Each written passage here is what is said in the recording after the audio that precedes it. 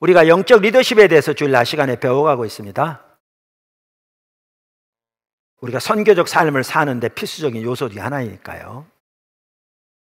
그러면서 그 책 4장 리더의 목표에 대해서 살펴보는 중에 바람직한 리더, 영적 리더의 목표 중 하나는 차기 리더를 세우는 것이다 라는 것을 살펴보았습니다. 그러면서 우리는 어떻게 그러면 차기 리더들을 세울 것인가?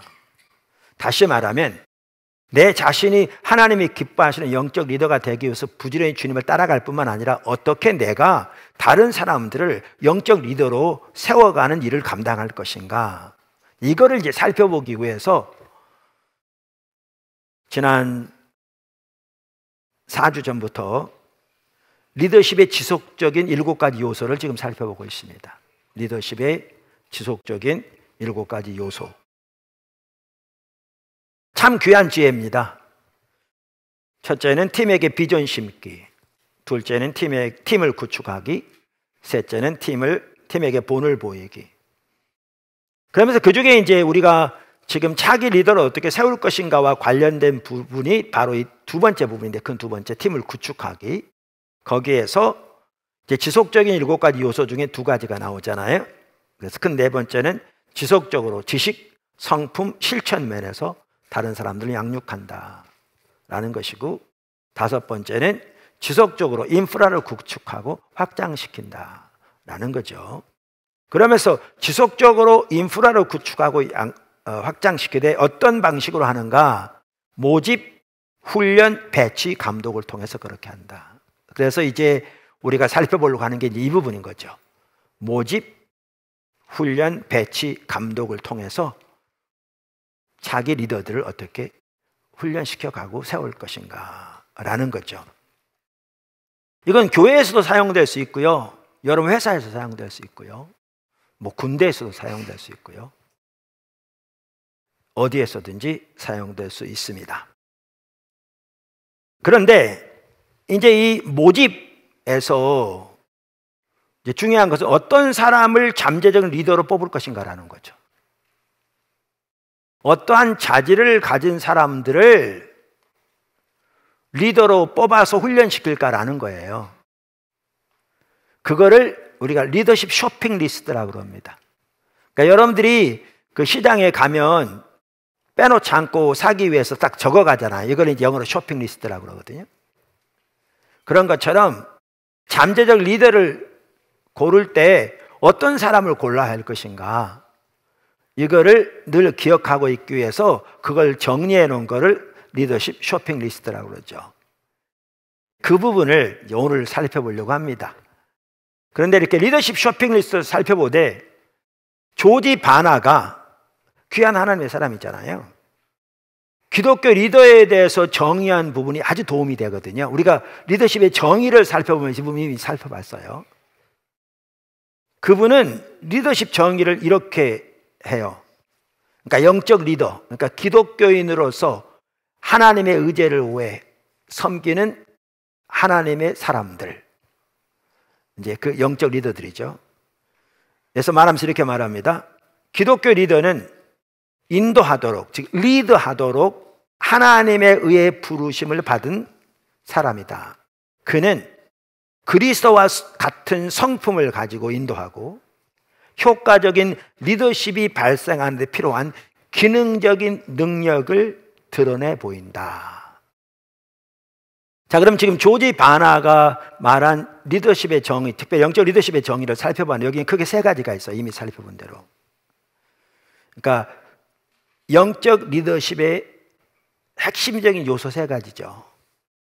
이거를 이제 영어로 C자로 시작하는데요, 이해하기 쉽도록. 첫째는 소명, 콜입니다. 소명. 기독교 리더는 인도하도록, 리드하도록 하나님에 의해 부르심을 받은 사람이다. 소명, 콜. 이걸 이제 비전과도 연결됩니다. 그 다음에 능력. 효과적인 리더십이 발생하는 데 필요한 기능적인 능력을 드러내 보인다. 능력, 영어로 competencies. C자로 시작하면서 이렇게 한 거예요. 그 다음에 우리 영적 리더는 예수님을 닮는 삶이 돼야 되잖아요. 그래서 삶, 즉 하나님 중적인 삶을 말하는 거죠. 그는 그리스도와 같은 성품을 가지고 인도하고, 이렇게 나와 있죠. 그래서 여기 보면 크게 세 가지 중요한 요소가 나오는데요. 이미 살펴봤어요. 소명, 여기 비전이 같이 갑니다. 능력, 성품. 자, 그런데 이 조화가 참 중요한 것 같더라고요. 왜냐하면 그 능력이 있어도요, 하나님의 비전을 보지 못하면 하나님의 목적이 성취되지 않습니다. 우리가 이미 살펴본 대로 향방 오는 리더십이 되는 거죠. 반면에 능력은 있는데 또 때로는 비전을 보기도 하는데 하나님 중심적인 삶 혹은 예수님을 닮는 삶이 없으면, 성품이 없으면 어떻게 됩니까? 일을 감당하면서도 하나님의 방법으로 하지 않습니다. 세상의 방법으로 합니다. 많은 문제를 일으키고요, 주변 많은 사람들에게 상처를 주고요, 그 일만 하더라도 자기 야망 달성을 위한 수단으로 여기는 경우가 많고요. 그래서 이건 뭐 회사에도 마찬가지일 것이고요, 교회에서도 그렇고, 영적 리더로서 중요한 세 가지 요소가 소명 혹은 비전, 성품, 능력입니다. 조지 바나가 아주 잘 말하고 있죠. 사실 이 세 가지를 갖춘 리더면 뛰어난 리더입니다. 사실 이 세 가지를 잘 갖춘 리더를 찾기가 그렇게 쉽지 않습니다. 그리고 그 리더십의 자리가 중요한 위치일수록 이 세 가지가 더 균형 잡히게 자리 잡아야겠죠. 그런데 이 세 가지에다가 우리가 이미 이전에 살펴본 것처럼 헨리 블랙가비 목사님은 한 가지를 더합니다. 결과. 왜냐하면 결국 리더십은 결과로 검증되기 때문에 그렇습니다. 그래서 똑같이 이제 이해하기 쉽도록 C자로 시작해서 결과를 consequences 이렇게 표현합니다. consequences. 자, 그래서 제가 이 네 가지를 언급한 이유는 뭐냐 하면요, 아까 리더십 쇼핑 리스트, 어떤 사람들을 리더로, 잠재력 리더로 이렇게 뽑아서 훈련시킬 것인가 뽑을 때 이 네 가지 큰 카테고리 안에 이제 그 요소들을 살펴볼 겁니다. 그럼 여러분이 기억하기도 쉽고 이렇게 이해하기도 쉬울 거거든요. 그래서 이 큰 네 가지를 살펴보았고요. 자, 그럼 첫 번째 이제 성품과 관련해서입니다. 어떤 사람을, 어떤 성품을 가진 사람을 그러면 리더로 세울 것인가, 혹은 잠재적 리더로 양육할 것인가 라는 거죠. 그 안에 몇 가지가 있는데요. 자, 첫 번째, 하나님을 사랑하는 자. 이 하나님을 사랑하는 자는 말은 제가 쓴 용어입니다. 참고로. 왜냐하면 이거를 뭐라고 표현할지 적절하게 안 보여서 제가 이렇게 표현했는데요. 좀 쉽게 말하면 하나님은 중심을 보십니다. 하나님은 중심을 보십니다. 그러니까 영적 리더십에서 가장 중요한 요소 중에 하나는 중심입니다. 중심입니다. 그러니까 우리가 어디서 이걸 볼 수 있냐면, 하나님께서 사무엘을 사울을 이을 이스라엘의 왕을 기름 붓도록 이세 집에 보냈잖아요. 그때 이세 아들들을 이렇게 앞에 쭉 지나가게 하는데, 큰 아들 이름이 엘리압인데 엘리압을 보자마자 사무엘이 생각하길 바로 이 사람이 하나님이 이스라엘 왕으로, 다음 왕으로 세울 사람이다 라고 생각했을 때 주신 말씀이거든요, 이 말씀이. 그러니까 사무엘상 16장 6절에 이렇게 말해요. 그들이 오매, 이제 아들들이죠, 이세 아들들 오매, 사무엘이 엘리압을 보고 마음에 이르기를 여호와의 기름 부으실 자가 과연 주님 앞에 있도다 하였더니, 그랬더니 하나님이 하신 말씀이에요. 다음 구절. 그러니까 그 다음 구절. 여호와께서 사무엘에게 이르시되 그의 용모와 키를 보지 말라. 뭐를 보지 말라고요? 용모와 키를 보지 말라. 내가 이미 그를 버렸노라. 여러분, 여기 버렸다는 말을 이해해야 합니다. 이 말은 하나님이 엘리압을 버려, 이건 지옥 가겠다, 그 말은 더욱도 아니고요. 하나님의 백성이 아니도록 버렸다, 이 말 전혀 아닙니다. 이게 선택의 용어인데요. 하나님이 엘리압을 버렸다고 표현된 이 단어는 하나님이 그를 왕으로 택하지 않았다는 말입니다. 이 용어 자체가. 자, 그러면 그를 버렸노라. 내가 보는 것은 사람과 같지 아니하니. 뭐와 같지 아니하니? 사람과 같지 아니하니. 이 말은 뭔 말인지 아세요? 사람은 뭘 본다고요? 용모와 키를 본다는 얘기죠. 겉을 본다는 얘기죠. 같지 아니하니 사람은 외모를 보거니와 여호와는 중심을 보느니라 하시니라. 이와 같이 그 영적 리더십에서, 성품에서 중요한 한 가지는 하나님을 사랑하는 자입니다. 중심으로. 그러니까 이 말은 가치가는 게 조건 없는 희생과 섬김이 가치가입니다. 하나님을 사랑하기 때문에 아버지 일이 곧 내 일 된. 그래서 하나님 뜻이 이루어지면 그것으로 충분해서 그저 하나님을 사랑하는 마음으로 힘을 다해 섬기는, 조건 없이. 그게 매우 중요한 자세입니다. 알트 캔들 목사님이라고 계신데요. 그분이 영국의 웨스트민스터 채플이라고 잘 알려진 세계적으로 교회가 있죠. 로이드 존스 목사님이 거기 담임 목사를 섬겼고요. 그 로이드 존스 목사님의 후임으로 30년 가까이 담임 목사를 섬기다가 지금 꽤 오래됐어요. 은퇴해서 지금 미국에 계신 분이에요. 그 미국 분이거든요.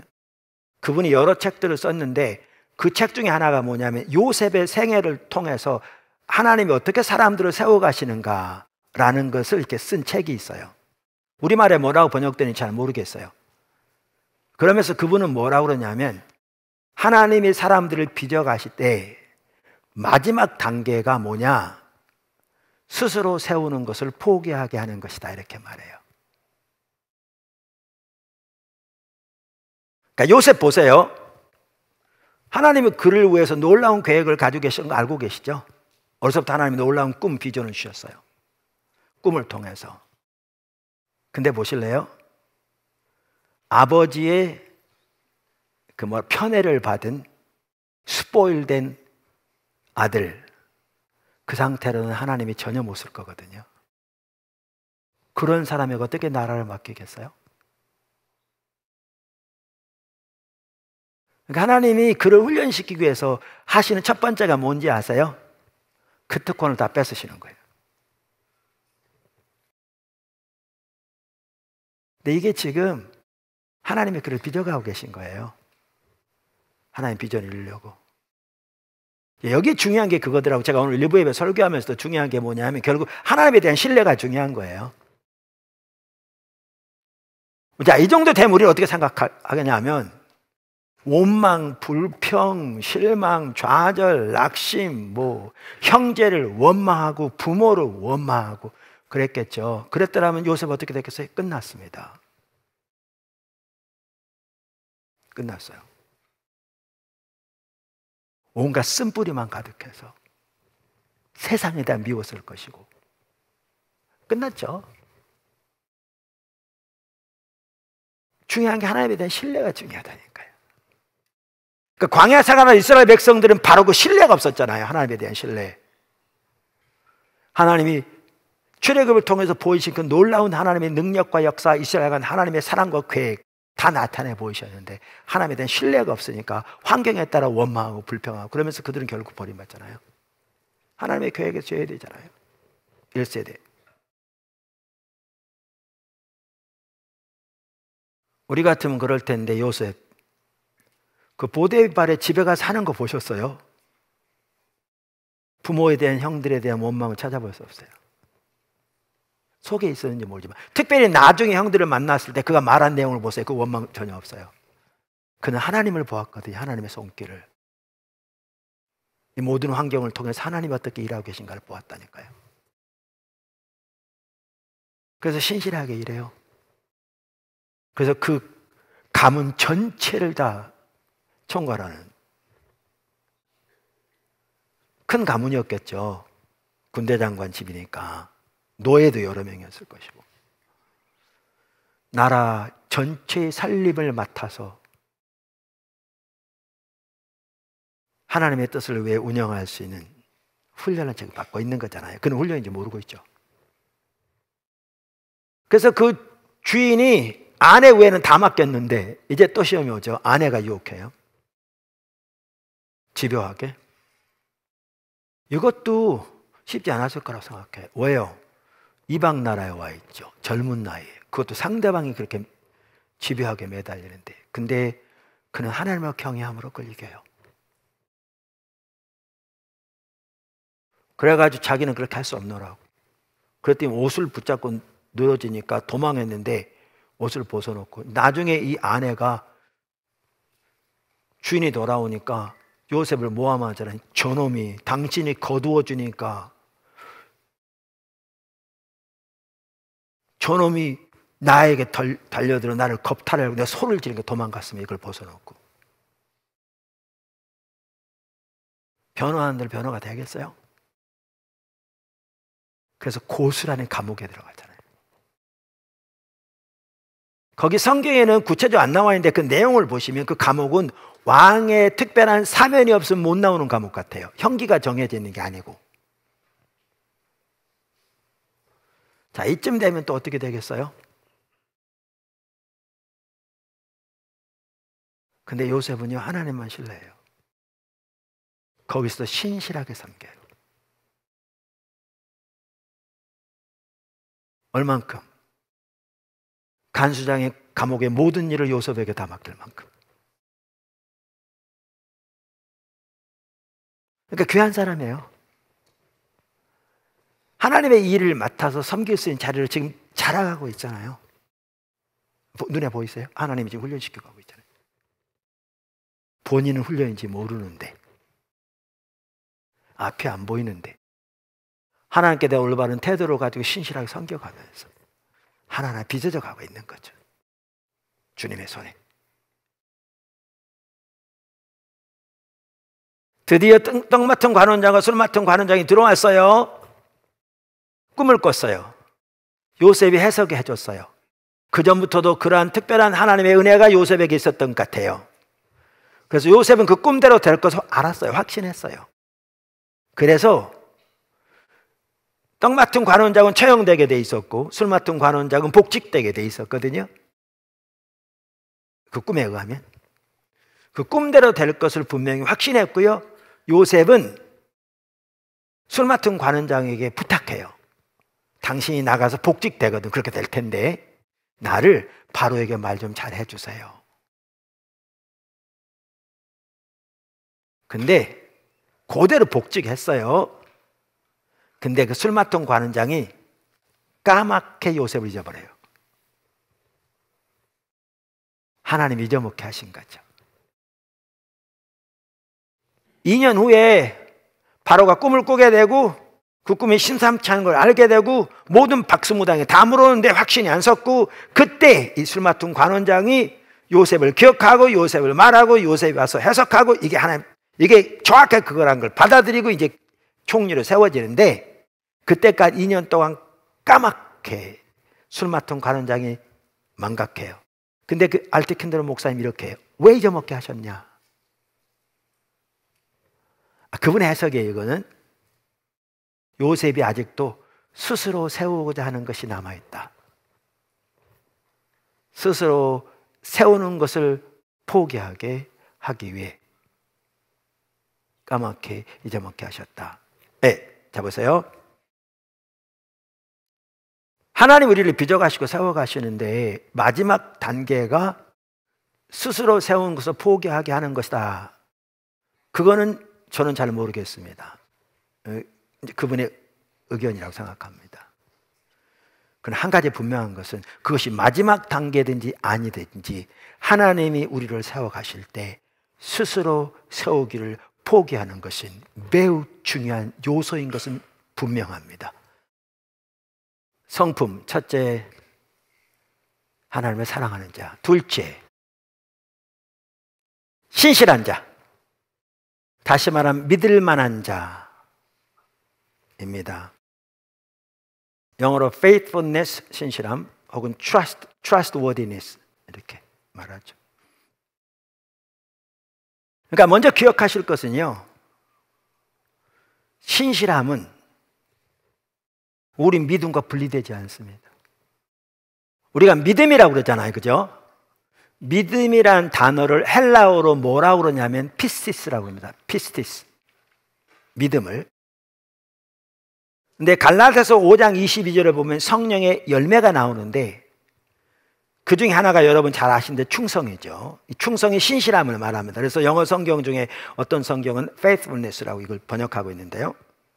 오직 성령의 열매는 사랑과 희락과 오래 참음과 자비와 양선과 충성과 온유니 이렇게 나오는 거잖아요. 이 충성이라는 단어가 신실함, faithfulness라는 단어입니다. 근데 여러분 이 충성이라는 단어, 헬라어 단어가 뭔지 아십니까? 피스티스입니다. 믿음이라는 단어와 정확하게 똑같은 단어입니다. 그러니까 믿음과 신실함은 분리되지 않습니다. 분리될 수 없습니다. 그러니까 어떤 사람이 많이 기도하고 많이 봉사하고 성경도 많이 읽을지 몰라도 신실하지 않으면 그 사람은 그 믿음의 근본적으로 문제 있는 겁니다. 왜요? 그 둘은 분리되지 않기 때문에 그렇습니다.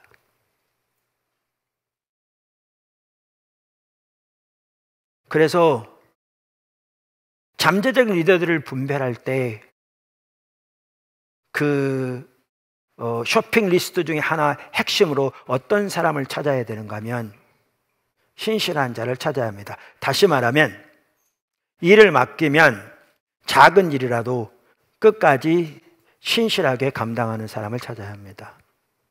하는 등 마는 등 흐지부지한 게 아니라 어떤 분들은 이런 사람들이 있습니다. 작은 일을 맡기면 내가 이런 거 할 군번이냐고 흐지부지하고요. 큰 일을 맡겨주면 열심히 하겠노라고. 이런 사람은 하나님의 관점에서 좋은 리더는 전혀 아닙니다. 그래서 이런 걸 분별하기 위해서 중요한 한 가지가 뭐냐 하면 앞으로 리더십 원칙 이제 살펴볼 텐데 또 그 부분도 이 일은요 천천히 맡기고 단계적으로 맡겨야 합니다. 천천히 단계적으로. 간단하지만 매우 중요한 두 단어입니다. 천천히 단계적으로. 그러니까 일꾼 자리에 세우기는 쉬운데요 끌어내리기는 어렵습니다. 천천히 세워야 되고요. 그리고 그 작은 일을 얼마나 충성되이 신실하게 감당하는가를 보고 그 다음 맡기는 단계적으로 맡겨야 합니다. 근데 신실함에 한 가지만 더 언급하고 넘어가면요, 신실함의 중요한 한 가지가 뭐냐 하면 말의 신빙성이 있어야 합니다. 말의 신빙성이 있어야 합니다. 자기가 한번 말한 말이면 책임을 져야 합니다. 특별히 앞에서 한 말과 뒤에서 하는 말이 같아야 합니다. 세 번째, 충성심. 충성심. 그러니까 두 번째하고 비슷한데 약간 다릅니다. 영적 리더로 어떤 사람을 세워야 되느냐? 충성된 자를 세워야 합니다. 할렐루야. 근데 충성심인데 어떤 분이 이렇게 표현했어요. 모든 성도는 이 세 가지에 충성돼야 한다. 그러니까 이 순서가 중요합니다. 제일 먼저는 우리 주님께 충성돼야 되고요. 두 번째는 주님의 교회에 충성돼야 되고요. 세 번째는 세상의 주의 목적에 충성돼야 합니다. 이 순서대로. 어떤 분이. 그러니까 모든 성도는 당연히 주님께 충성돼 주님을 우리 주님으로 모신 거잖아요. 예수는 우리 주님 퀴리오스로, 호퀴리오스로 우리의 삶의 모든 영역의 주, 왕으로 모신 거잖아요. 그분께 충성돼야 되죠. 그분께 충성됐기 때문에 그분의 교회에 충성되는 거죠. 그러니까 어떤 분은 이렇게 말할 수 있어요. 나는 주님께는 충성되는데 주의 교회는 충성 안 된다. 이거요, 잘못된 겁니다. 우리가 선교적 교회 보세요. 뭐 성경 전체에 명확합니다. 재론의 여지가 없습니다. 교회 문제점 많습니다. 완벽한 교회 없습니다. 왜 없는 줄 아세요? 교회는 성도들의 모임인데 자기가 완벽하지 않은데 어쩐지 완벽한 교회가 있겠습니까? 그리고 완벽한 교회가 있다면 그 사람은 거기 들어올 자격이 없습니다. 완벽하지 않은데 어디 거기 들어옵니까?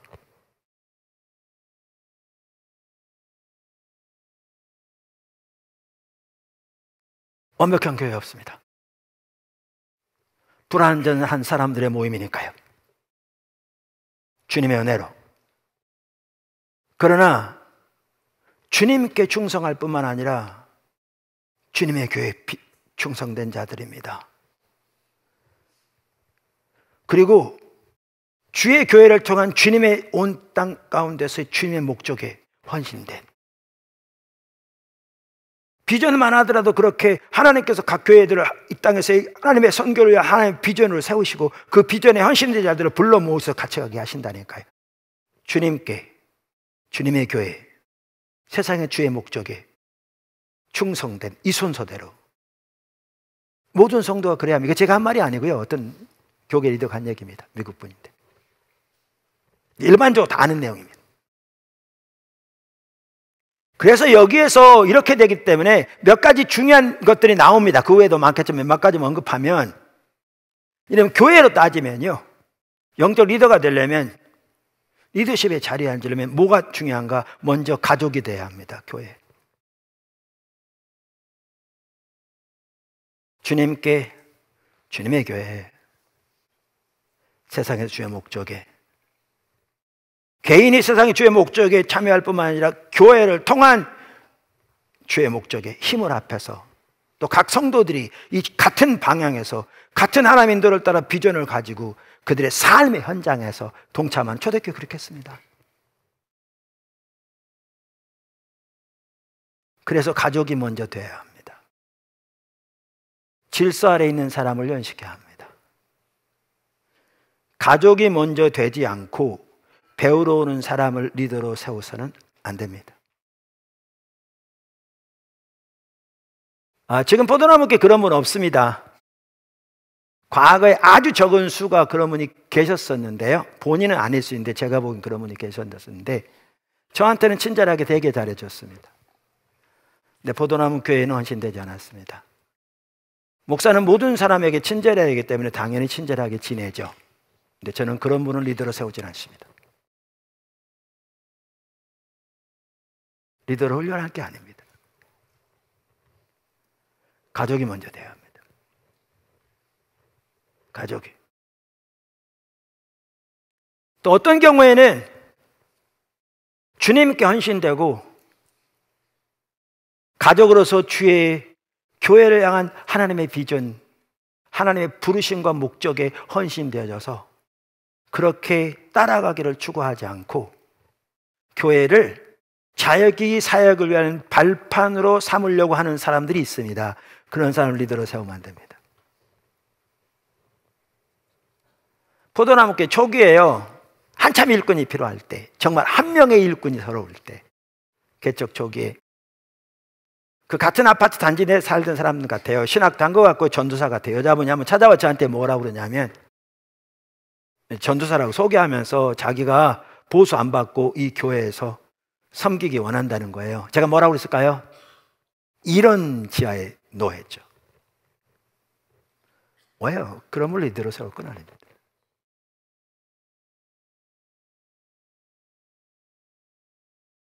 말씀드린 대로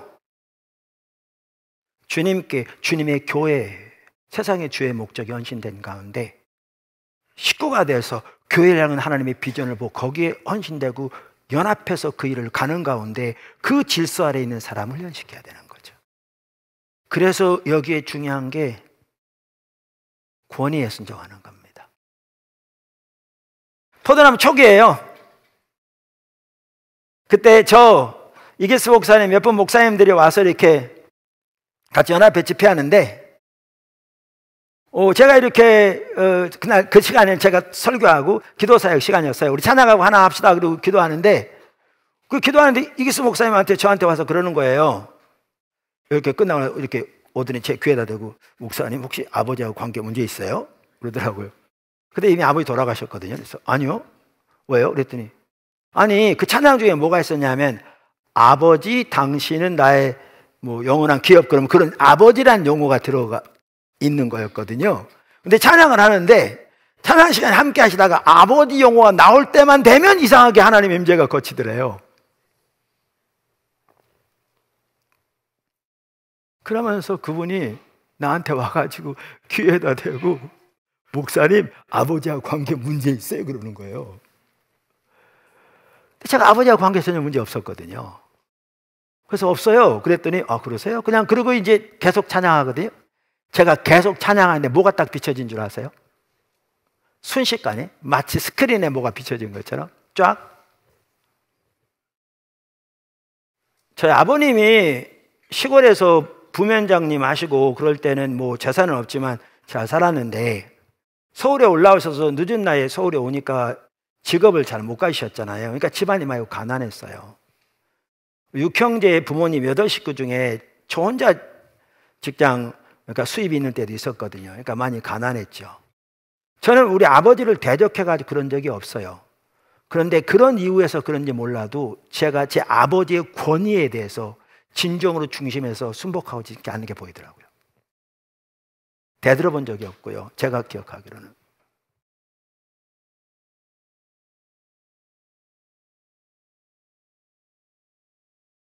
여러분, 제가 아들 셋인데 제 자녀들이 저에게 제 질서를 소중히 여겨 순복하는 게 제가 그들보다 낫기 때문이 아닙니다. 어떤 면에 제 아들들이 저보다 뛰어난 부분이 많습니다. 하나님이 저를 그들의 아버지로 세우셨기 때문에 거기에 권위가 있는 것이지요. 그럼 딱 연결된 게 뭔지 아세요? 이게 있으니까 제가 하나님과의 관계에서도 이게 말씀에 이게 아파서 아니면 바로 아니라고 받아들여야 되는데, 큰 부분은 그렇게 할지 모르지만 작은 부분에서는 뭐 여기까지 하는 건 죄는 아니잖아 이러다 넘어지기도 하고, 이런 권위의 순복이 제대로 안 되는 거죠. 그럴 때 또 뭐가 비춰진 줄 아세요? 교회에 그동안 오도록 첫 번째 교회가 두 번째 교회 관계적인 면에서 3번의 전쟁이 있었는데, 내가 질서 가운데 들어가지 않으니까 질서의 통로가 열려져서 성도들이 그 통로를 타고 저를 대적하고 공격한 거죠. 3차례에 걸쳐서. 그리고 저에게는 반골 기질이 있는 거죠. 그래서 그때 집회가 2번 연속 있었는데요. 수요일까지 집회 마치고 목요일 날 2번째 집회하러 온 강사에게 집회하기 전에 제가 이런 얘기 나누고 저를 왜 기도해달라고 기도받았어요. 근데 제가 하고 싶은 말이 있어요. 제가 반골 기질이 많다면요, 여러분은 저보다 더 했으면 더 했지 덜 하지 않아요. 우리나라가 그래요. 질서에 순복하지 않아요. 가정에서 되게 무너져 있어요. 국가 전체를 보세요.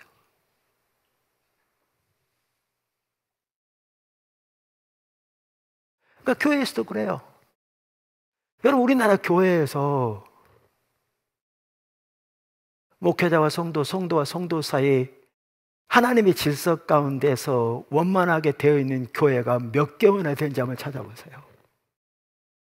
그만큼 심각해요. 이게 와르르 무너져 있거든요.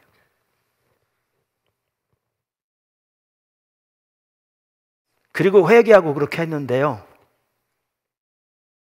그 다음부터 그게 끊어진 거 아세요? 교회에서는 그 갭이 막힌 것 같아요. 자, 그러면 직장에서도 그렇게 해야 되는데 그렇게 안 하고 자기가 모든 것을 다 가져다가 몽땅도 소화해가지고 자기가 그거를 분배해가지고 자기 식대로 되는 거죠. 그러니까 가면 조인트 맞는 거죠. 도대체 이걸 가져왔냐고.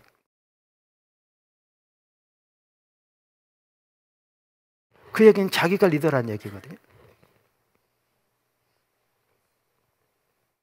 그 얘기는 자기가 그 회사의 리더라는 거예요. 최종적인 리더란 얘기예요. 그 얘기는.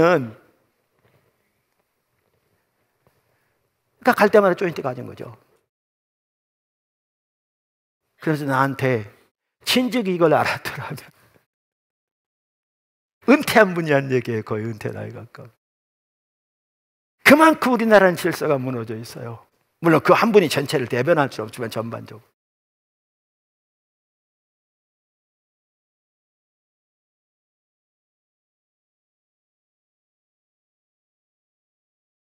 그래서 여기에 충성심을 나누면서 또 한 가지 중요한 게 뭐냐 하면요,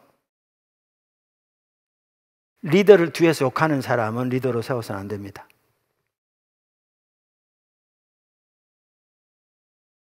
예스맨을 말하는 게 아니라니까요.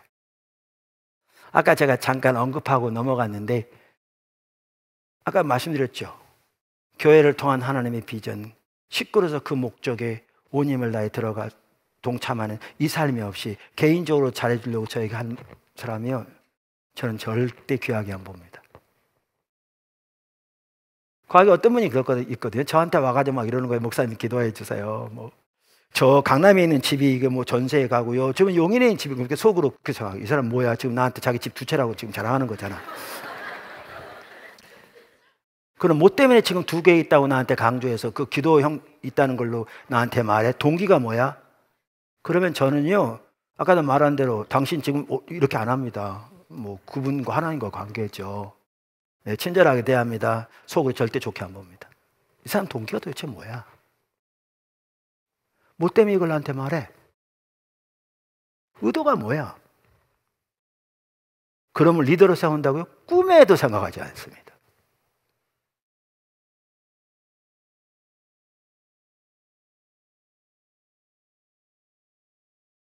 하나님의 목적에 동참하지 않고 개인적으로 친해지려고 하는 거예요.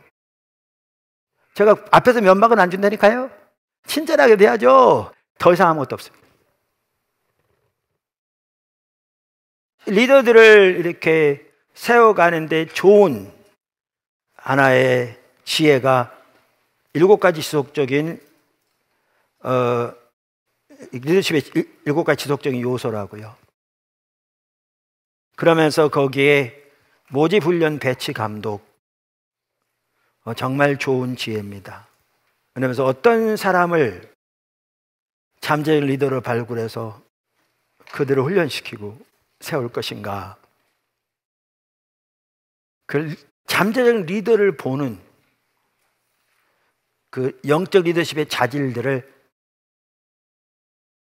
조지 바나가 말한 리더십에 대한 정의를 토대로 성품, 능력, 소명, 그 다음에 열매 하나 더해서 이 관점에서 살펴보는 중에 그럼 성품과 관련해서는 어떤 사람을 리더로 뽑을 것인가, 잠재적인 세상과 다르게 하나님의 관점에서. 그래서 오늘 3가지 살펴본 겁니다. 하나님을 사랑하는 자, 신실한 자, 충성된 자를 찾아야 한다 라는 겁니다. 저 개인적으로요, 부족한 거 너무 많고 아까 말한 내 코가 석자라고 그랬잖아요. 그러나 여태까지 교회에서도 리더를 세우려고 노력하면 저는 이렇게 해왔습니다. 제가 미처 다 몰라서 못 따라갔을지 모르지만 사실 저는 그렇게 해왔습니다. 개인적인 친분 때문에 여러 가지 면으로 관계에 있는 관계 때문에 리더를 세운 적은 단 한 번이 없습니다. 하나님이 하십니다. 저는 그게 고려 요소가 되지 않았습니다. 저는 이러한 분명한 나름대로의 기준을 가지고 있기 때문에 성도들이 오해할 때도 많았습니다. 내가 먼저 교회에 왔고 등등등등등등 왜 나는 일꾼을 안 세우나. 그러나 저는 이런 이해를 가지고 있기 때문에 부족한 것이 있을지 몰라도 그렇게 주님을 따라가려고 노력하고 있고, 지금 내 푸념을 말하고 있는 게 아니고 교회가 이렇게 대할 뿐만 아니라 모든 영적 리더가 이렇게 대할 뿐만 아니라 여러분이 교회에서, 또 여러분이 여러분 회사에서, 여러분이 직장에서, 영적 리더로서 이렇게 자신이 먼저 따라갈 뿐만 아니라 다른 사람을 그렇게 키워가야 합니다. 그래야 하나님 나라가 확장되고 하나님 뜻이 이루어질 겁니다. 그렇게 다 모두가 배워가게 되기를 주님의 이름으로 축원합니다.